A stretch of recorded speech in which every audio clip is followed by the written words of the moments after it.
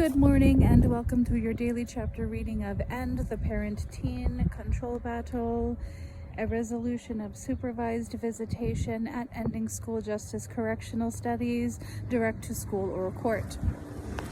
Self-esteem and happiness. Before we go on to part 3 and discuss some specific application for End the Parent-Teen Control Battle, I'd like to talk about self-esteem and happiness. These are important for our teenagers' healthy development, and when not fully understood, parents who are trying to support their teens can end up in a control battle. Often parents will call me with concerns about a child, asking if I can provide counseling to help raise their son or daughter's self-esteem. I've sometimes thought that if I could invent some kind of hydraulic self-esteem raiser, I'd be a billionaire. Unfortunately, developing self-esteem is somewhat more complex than simple mechanics. The importance of self-esteem. Self-esteem is probably the most important element necessary for a child to grow into a happy and emotionally healthy adult. We should want nothing more for our children than for them to thoroughly enjoy being and exploring who they are, enjoy knowing and developing their talent, understand and honor their basic nature, and move safely forward in the world with skill and confidence. This is exactly what self-esteem is: confidence in one's own worth and ability. Kids who have low self-esteem or who feel their self-esteem is being challenged have a greater tendency to enter into control battles, and the control battle itself can have a negative impact on self-esteem. As we discussed in Chapter 2, during early adolescence, a teen's self-esteem is frequently under challenge. Social acceptance is of greater concern than ever before, and kids will work hard to win the approval of their peers. They begin to put their need for approval into the hand of others with similar needs for approval, quite often at the expense of what the parents believe to be their best interest. Children entering adolescence with low self-esteem are at a higher risk for self-destructive behavior.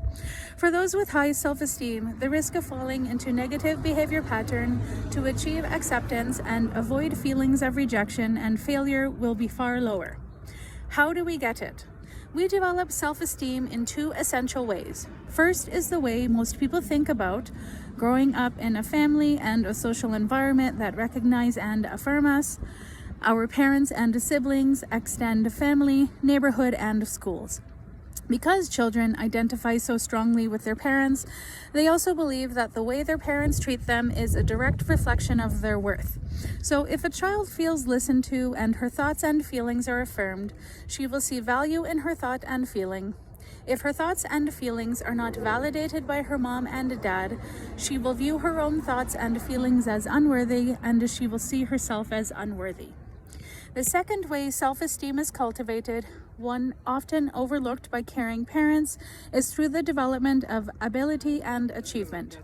There are many ways for young people to be competent in life, and it's important for them to develop competence according to their own nature and unique potential, whatever that may be, including rejection or denial of identity theft. A tulip bulb can only become a tulip.